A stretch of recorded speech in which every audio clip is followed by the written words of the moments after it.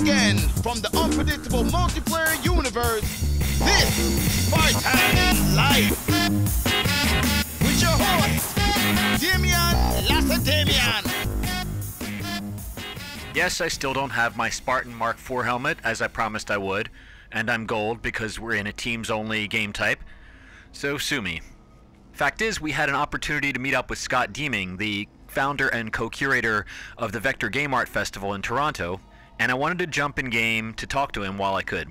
Hey Scott, welcome to this Spartan Life. How are you? I'm great, thanks for having me. Scott, can you give us a lowdown on the festival? It's coming up in February. Yeah, Vector is a 4-day game art festival and symposium about games as a means of making contemporary art. So whether that means machinima, whether that's hacking or modding game technology, whether that's creating new works that straddle the lines between game and art in terms of installation work, people who use video games and their technologies to make new works of new media and contemporary art. Does it seem like we might be hitting a critical mass now with, the advent of indie games, things like Kinect, Source Filmmaker? Yeah, and machinima is certainly one aspect that allowed people to use games as a medium for making artwork, specifically film and video at that point. And I think that definitely now people are exploring ways to do that in much broader terms. I mean, the invention of the Kinect is a really good example, using the Kinect to make interactive installation work, not necessarily games per se, but using gaming technology. And, categorically right now, it's really difficult to pin down all the different ways in which games are being used to make art. And I hope that we can do our best with this festival to try to help that along a little bit, to show people other works, both new and historical works that are part of the spectrum of game art making that people may not have seen before. What's the day-to-day experience likely to entail for a festival goer at Vector? We have 3 galleries in the Queen West District of Toronto hosting the festival, but yeah, you need to be careful what you stand on here. A few seconds later, it might not be there. So you were telling us about the venues where Vector will take place. So what we're trying to do is we're trying to create a 4-day game art crawl. So each gallery is hosting an exhibition. Different galleries and different spaces are hosting workshops, panels, screenings, artist talks, and other discussions, all centered around game art. And there's like a whole 12 hours of programming that you can take in every day. This, incidentally, is a custom-made map by Pete the Duck. And I think he set up a low-gravity volume here, so we'll just float for a while if it's okay. I feel like this sort of thing is really central to games, that the gamer is given access to tools that allow this kind of community-based approach to art making.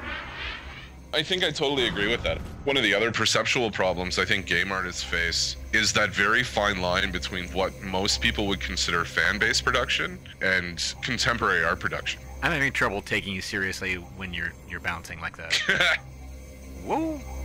But a really great piece of game art can be both fan-based work and contemporary artwork.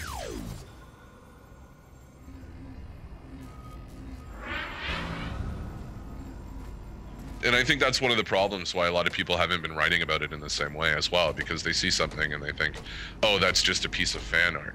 Speaking of which, the Museum of Modern Art in New York just recently added a handful of video games to the collection of the design department, and it seems to have set off, another our video games art debate. Yeah. Paola Antonelli, senior curator of the museum's architecture and design department, stated that their criteria included not just the visual aesthetic of the games, but also the elegance of the code. What does it mean for video games that they're now endorsed by one of the premier arts institutions in the world?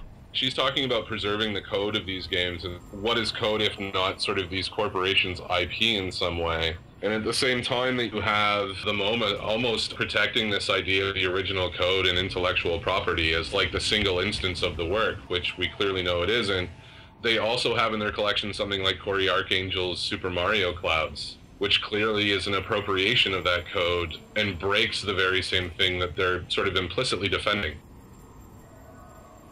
Wow, this building just spawned right on top of you and sort of shot you out the side. Oh. Beautiful. Yeah, I thought I was stuck in there for a second. In some ways, it seems to beg the question of why do we need digital culture in museums at all? I mean, isn't there something about digital work that resists being shoehorned into the realm of forced scarcity?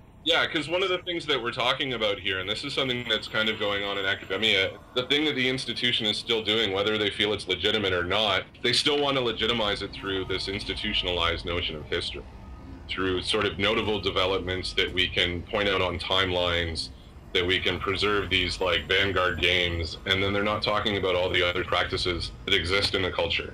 And regardless of whether institutions are interested in bestowing the aura of high art on video game culture, there are established artists working in the medium and in fact showing at Vector. Yeah, this week actually we confirmed for one of the exhibitions that I'm co-curating with Prosthetic Knowledge from the UK called Other Worlds, which is basically going to be half a dozen games that aren't games in their traditional sense. They're more sort of psychogeographical landscapes that players can explore.